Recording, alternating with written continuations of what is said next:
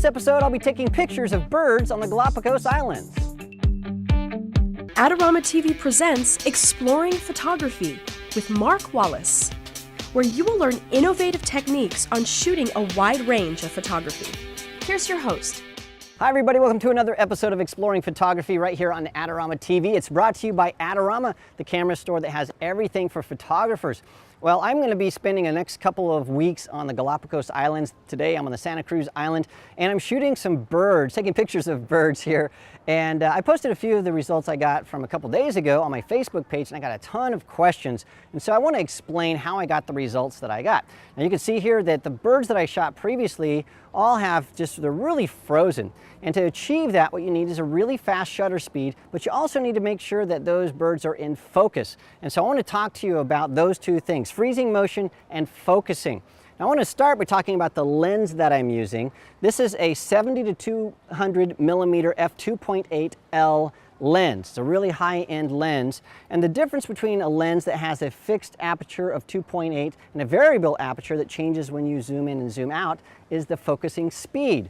This will focus anywhere from 1.5 to 2 times as fast as a lower-end lens. And so I've got a lot of questions saying, hey, this is a very, very expensive lens. Can I get the same results with a less expensive lens? You can get the same results, but it's going to be much more difficult for you to focus as quickly as this lens does. So don't beat me up about having such an expensive lens. It really does make a difference, but you can get results that are similar using a less expensive lens, maybe a 70 to 300 millimeter lens.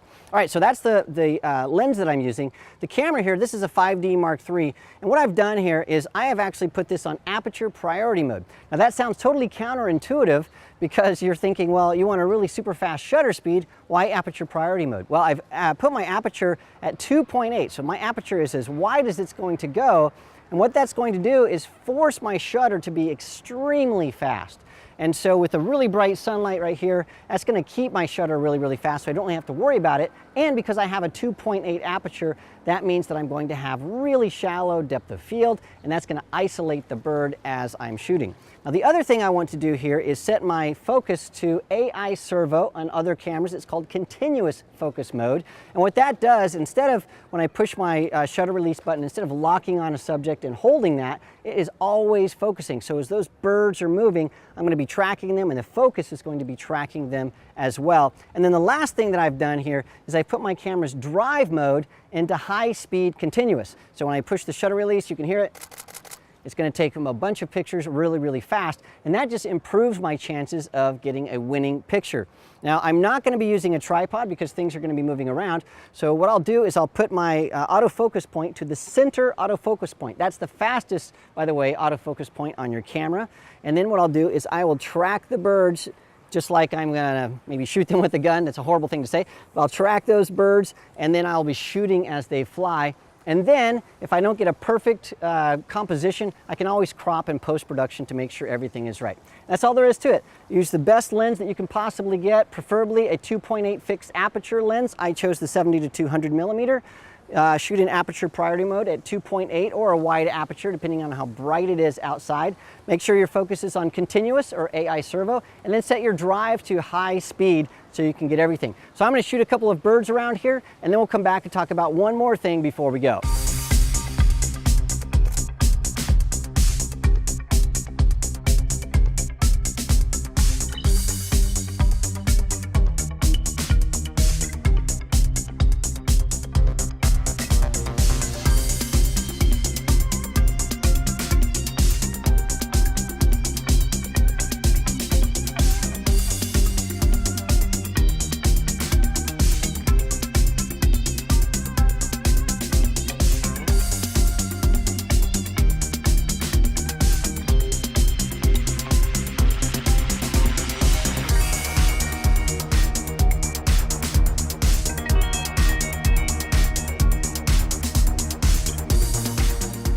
Well, part of taking photos of birds, it's a waiting game, and so I'm waiting for some of these birds to fly by, and you never know what you're going to get. There's a guy right there. No, he flew behind a tree. And so be patient when you're shooting any kind of wildlife. You never know what they're going to do. You have to sort of camp out, and when you see the shot, be ready to take it. In fact, here's a guy coming up right here. I'm going to just track him. Perfect, here he comes. And that's how, oh, look at this guy.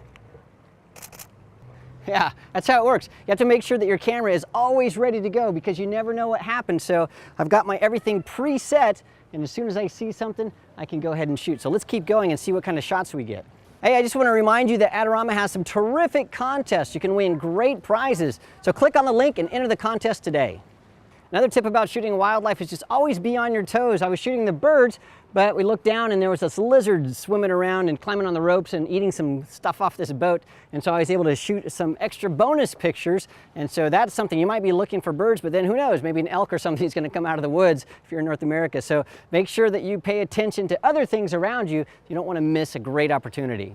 I mentioned earlier that I didn't use a tripod when I was shooting the birds because I need a lot of mobility. Well, sometimes you need a little bit extra stability, specifically when you're using a lens that doesn't have image stabilization, and this one does not. And so the thing I love about my Travel Angel by Benro is that I can convert it from a tripod to a monopod. And so what I'll do here is I'll just take this center column, it comes right out, and then this side leg here just comes right off.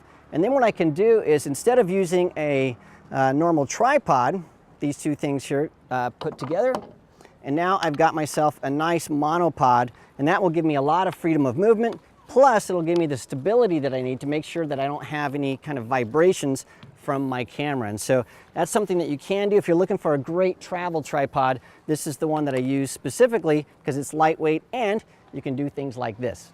Well, thanks for joining me today for Exploring Photography. I hope that you learned a few things about shooting things that move. In fact, the stuff that we shot today, the birds, it could be anything. It could be runners, it could be motorcycles, it could be cyclists, it can be anything that moves. The principles all are the same. You want to use a great lens. You want to make sure that your camera is set to continuous or AI servo focus mode, a high-speed drive, and then to get that shallow depth of field, open up your aperture wide, and that'll force your shutter to go really, really fast, and that's going to freeze motion. Thanks again for joining me today, and don't forget that you can subscribe to Adorama TV so you don't miss a single episode. So do that right now, and I'll see you next time.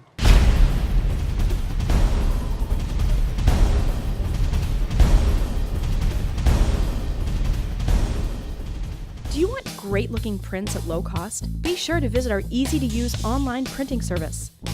Adorama Pix has professionals who treat your images with the utmost care that you can count on.